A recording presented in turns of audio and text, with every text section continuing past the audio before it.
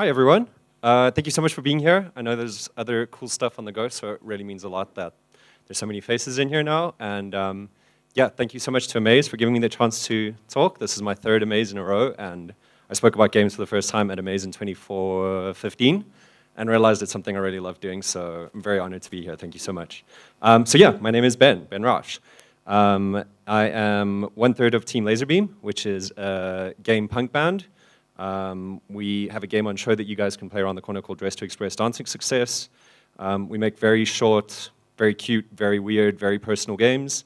They don't really have any kind of commercial value or maybe any really value outside of our own interests, but we love making them together. And yeah, we've been doing that together for a couple years now and put a couple games out there. I'm also a part of Super French Arcade, which is a big old collective of people who get together and throw experimental games parties and jams and essentially just try grow a bigger, more vibrant, more awesome community and save the world through video games. So that's us. And today I'm going to be talking about Videomancers, bending reality with the magic of games, which sounds kind of weird. Maybe it is, but I'm pretty excited about this. So I'm going to be talking about magic, which is kind of a bit of a contentious, weird thing because it's like being a word, like most words, meaning is kind of confusing. What it actually means to people varies from person to person. A lot of the, I guess, mainstream official explanation of what the word magic means, I personally don't agree with. Here is something from dictionary.com, which I totally can't read, and it says, magic, noun, the art of producing illusions as entertainment by the use of sleight of hand, deceptive devices, etc. I totally don't agree with that. Although that is what most people think of when you think of magic, right? Magicians, some guy with a top hat and sequins and white tigers and fireworks and shit. Cambridge Dictionary says, especially in stories for children, the use of special powers to make things happen that would usually be impossible. I also don't really agree with that one. And the last one that I just grabbed is from the Macmillan Dictionary that says the mysterious power that some people believe can make impossible things happen if you do special actions or say special words called spells. Again, that's pretty much meaningless to me because it basically just says bullshit. It says this is garbage and some idiots have some other understanding of what it means and it means something to them, but according to us, it's just a load of nonsense. So the meaning that I personally find quite useful was coined by an occultist who I personally don't like in the least and I'm not in any way a fan of, but I think it's a very useful explanation of magic. It says, the science and art of causing change to occur in conformity with will. In other words, to make things change around you based on your intention. He goes on to further explain, it is theoretically possible to cause in any object any change of which that object is capable by nature. That's directly against those other explanations that you heard that were supernatural or impossible. It's not impossible to be done if it can be done. If it can be done, it's natural. It's not some kind of external thing that's like beyond our reality. It is a part of our reality, but often our understanding of reality is limited. And so certain things happen and people go, oh, it's supernatural. No, it's not natural. It's not supernatural, it is natural. It is what's going on. It is the part of this whole natural experience that we're a part of. And so based on this definition, come to the conclusion that humans are magical. People are able to enact change through our will.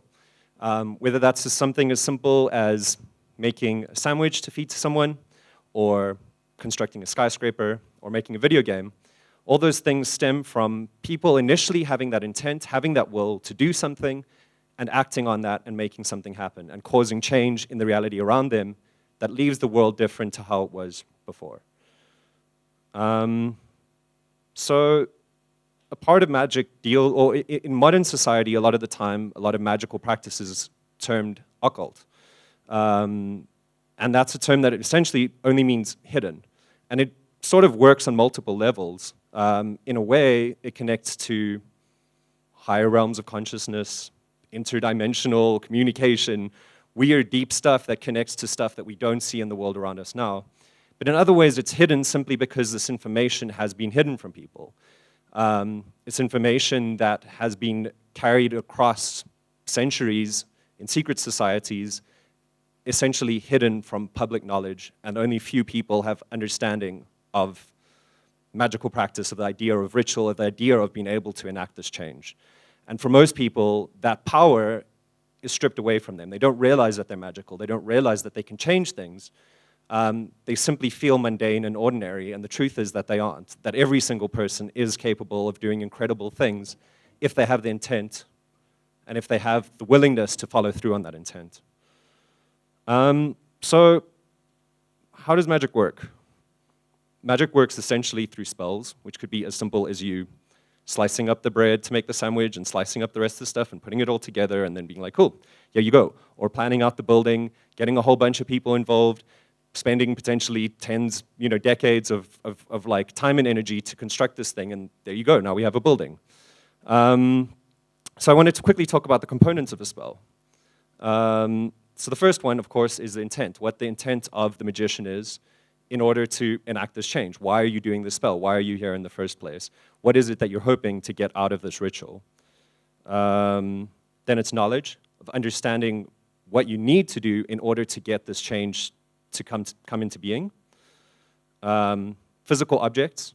The cliched one is probably the magic wand, or people have the idea of a crystal ball, a scrying glass, a mirror.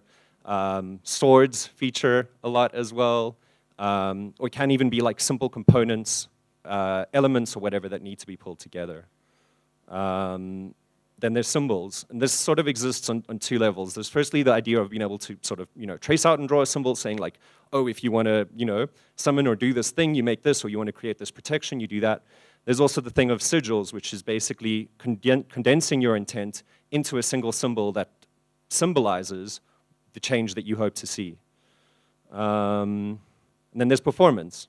In a ritual, the magician will have to do certain actions or whatever, whether that's walking around in a circle multiple times or waving their wand around or doing something, but it's an acting physically performative aspect to essentially committing to the spell, which also ties directly into the next thing, which is incantation, which is using words, again, to kind of like bring into reality that which you're wanting to see. The term abracadabra is something that people think of a lot, and the original meaning of that traces back to I manifest as I speak. As I say something, so it will be. And then the last thing is belief. If you study any of this stuff, the first thing basically that'll come up is like, if you don't believe in it, you're doomed to fail. There's no way you can like be like, oh, I think this is a load of bullshit, but I'm gonna do it anyway, and then I'm just gonna see if it happens.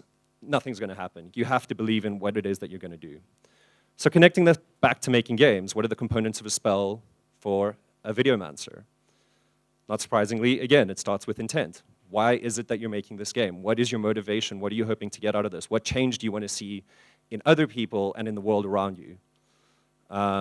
Knowledge, the understanding of like the tools and stuff that you're going to need to enact the spell to make this whole thing happen.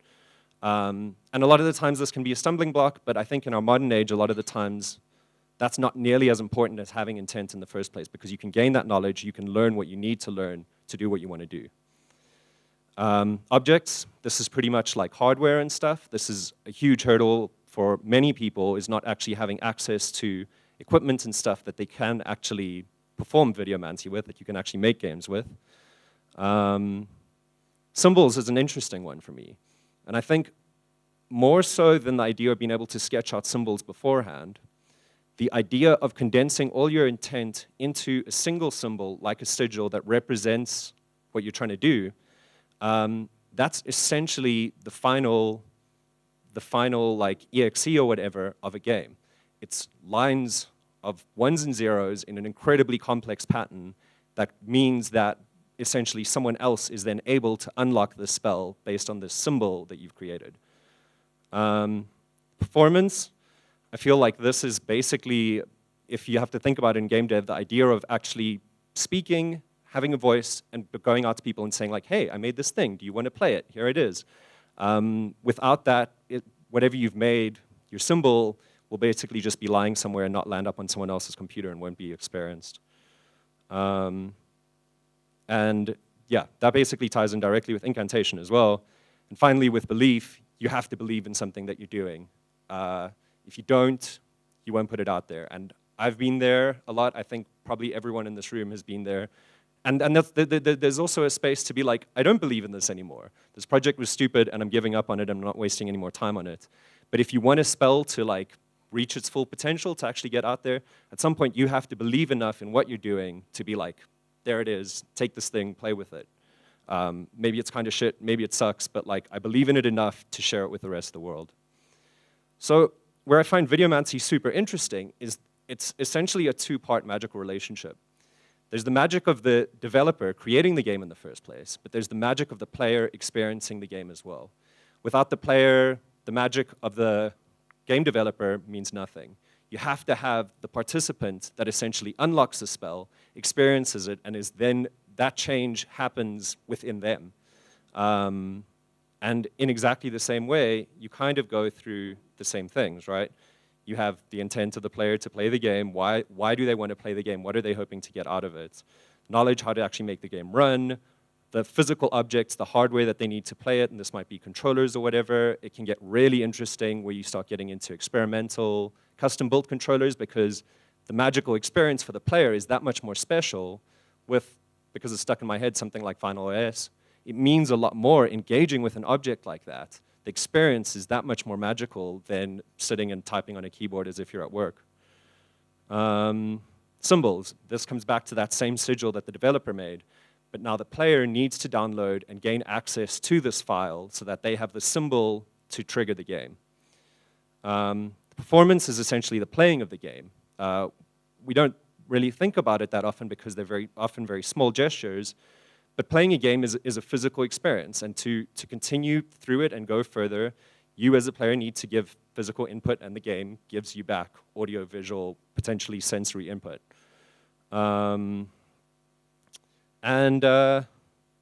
Yeah, Incantation, maybe not so much.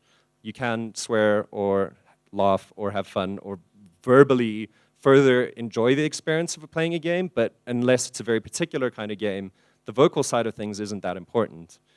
But lastly, belief is incredibly important in a game. Belief is what changes Pong from being like a few pixels on a screen to being two people playing tennis. It's buying into that reality that the developer has created, that you as the player are then able to like invest in and be like, yes, I believe in this, yes, I'm on board.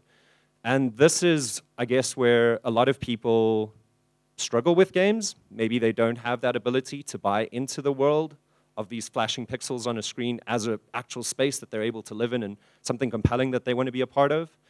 But it's incredibly important. You got to believe, man. So how game magic can cause change. I've kind of touched on this a little bit, but I think there are three big ways in which Videomancy can affect change. The first one is internal change. Tim spoke about this on the first day, and I was really stoked about that. Maybe as a side note, I should say I'm really stoked that like over the course of the festival, listening to a lot of other people speaking, I feel like there's been little bits and pieces of stuff that like tie back in here. And this is something that Tim spoke about in his talk, is that games do physically change our internal circuitry. When you play a game, your brain is being rewired, not just in that moment, but permanently.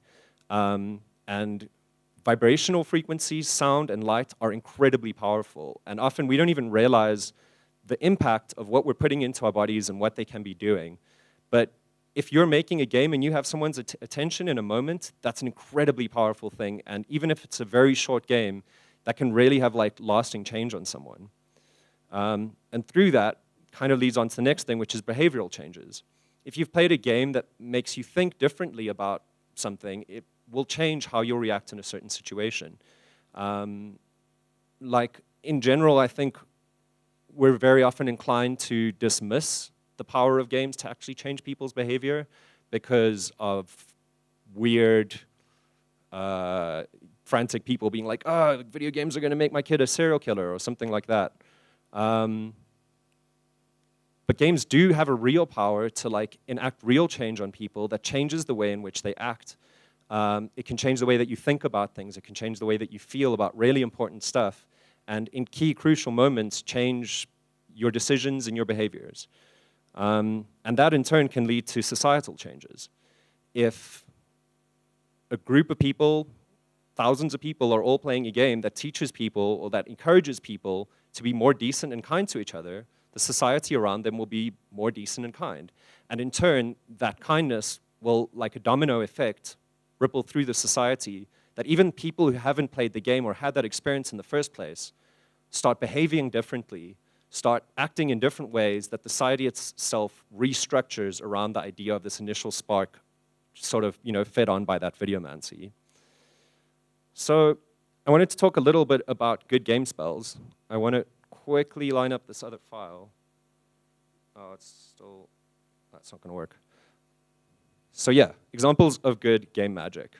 There are a ton of cool examples. I really struggled in terms of finding examples of people practicing videomancy in a very conscious way, trying to search for stuff like magic, witchcraft, connected back to games, will almost always lead you back to the idea of that as a thematic or narrative element of games. If you have to think about how many games have been made with magic systems in them as part of the gameplay, that entirely drowns out some random witch on the opposite end of the world who's made this weird game about, making people behave differently or whatever. But I think there are a lot of great games that are still potentially unintentionally wonderful examples of videomancy. So the first one is Transcendental Experiences, games that that elevate the player to higher sort of states of awareness. And this is a huge part of traditional magic as well, is that the magician is on a personal journey, trying to elevate their own consciousness to higher states of being. And I think games are capable of doing that. So this is a game I came across called Deep. It's a VR game that uses like a belt peripheral kind of thing to measure your breathing, and basically gives you this meditative experience connected back to that. I had this video, but it's taking forever. Sound Self, I don't know if anyone played that at Amaze 2016, 2015.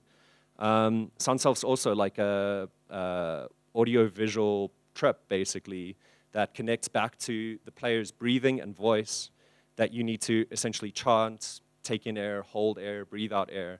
And the game gives you visual feedback and essentially takes you on this crazy trip based on your breathing. And at the same time, while giving you all this visual input and audio input, it's applying principles that have been used for thousands of years for people to put themselves into higher states of consciousness. Another really great one is Trip the Light Fantastic, made by Richard Baxter, Richard Baxter, Evan Greenwood, and Jason Sutherland. And this game was also at Amaze in 2015. It was also a VR game. It was also super trippy. And when I played this game, it like shattered me. I was like moved to tears by it. And it's amazing that something that's completely abstract can have such deep emotional impact. There is no story, there's no like, oh, it's so sad, this happened or that happened or something. It's like the combination between sound, between picture, and between your own input as a player, your own agency living in this world creates such an overwhelming experience that like, I was just finished. And it was really beautiful being able to experience something like that. And there's not much in my life that I have experienced that's been that profound for me. On the flip side, we also have transformative narratives. And I see these as basically being stories that after you've played them, you come out as a different person. Always Sometimes Monsters, Gone Home, Firewatch. These are all games where they change the way that you think about the world. They change the way that you think about other people, and they change the way that you think about yourself. And playing through something like that, it can only affect the way that you then live from that point on. You look at the world differently, and you will act differently if the experience that you got from this narrative was transformative enough. And then the last one is collective effervescence, which is a term that was actually coined in connection to primitive cultures coming together in ritual religious experiences. It essentially differentiated the sense of the mundane being when people are on their own, going about their day-to-day life, versus when people come together and celebrate. And obviously this varies from culture to culture, what people would do, but pretty much around the world, it comes back to people, again, achieving these higher states of being, whether that's through dancing and freaking out, or taking psychedelics, or chanting together, or whatever it is. it's like a phenomena that's existed across the world because it connects back to the potential for higher consciousness. And that's something that like has been cut off from us, again, like crazy in our modern civilization, is that we don't realize like how far we can go with our minds, and we don't realize how far we can go through our connection with one another. And when games bring people together, even if you're just playing a game with one other person, the magic of sharing that moment with someone else is incredible. And especially when you're doing something new, something you've never done before, a game that you've never seen, interacting with controllers that are strange or like kind of blowing your mind, that can be incredibly, incredibly powerful. And I think one of the most important outcomes of those sort of situations is that it pulls people together. With Super Friendship Arcade, amongst our many goals, one of those has been to create tiny utopias, to create models of the world that we choose to live in versus the world we're all forced to live in. And to hope that in doing so, it can change the way that people act outside of the parties, and it can change the world itself beyond that. And I think Amaze is another beautiful example of that. Like, when you're in here, you feel like you're in a different reality. This is not our normal world. You don't need to behave and act in the same way that you do 2 blocks down the street. And I think that's profoundly powerful. So in closing, I would like to give a couple tips how to be a good Videomancer, if any of you are interested in Videomancy. The first thing is to focus your intent. This seems kind of obvious, but I really think it's worth mentioning that you need to really think about why it is that you want to do something. Why are you acting in a certain way? Because that is going to dictate every design decision, every stroke of your brush, every line of code. That intent is like the heart of the whole thing. And without that heart beating in the center of it, it's just like a zombie. I'm also saying this as someone who's like deeply, deeply nauseated, I could say, by like the art school mentality of like overthinking or being overly cerebral about the act of creation. A huge part of making something is the joy of being in that moment and acting without constraints or without like, oh yeah, like I'm doing this for this reason because it's a reference to that, because this and that. Like, I'm speaking as someone who just released an ice cream cone dating simulator. So like, I'm not big on like necessarily overthinking stuff, but I do think it's important to consider your motivations for doing things and to come back to that over the creative process, not just at the beginning go like, oh, I'm going to make a game to do this, and then spend 2 years doing something and not think about it again, but to constantly come back and say like, oh, am I going to be achieving what I want to achieve with this? What change do I want to see? What do I want to get across to players? What do I want to say about myself? And maybe it's even an entirely personal thing. Maybe you just simply are learning about yourself, and that's a super valid and super awesome reason to be doing this stuff as well. The second one is to make your spells accessible. And I also feel like, okay, yeah, it's obvious you need to get your games out there, but it really is worth considering that the magic of games are a two-way relationship between you and your players. And you have to make sure that like you get those spells into the hands of the people that need them. It's really, really key. And then lastly, make the world better. The world is pretty fucked right now. It's really heart-wrenching and totally demoralizing at times. But as people who are able to make our own little worlds, we can make changes on the world around us. So don't continue perpetuating this destructive, crappy, shitty reality we have. Make your own realities that are way better and way more awesome, and that reflect the kind of world you would want to live in. And yeah, that's that. Thank you so much.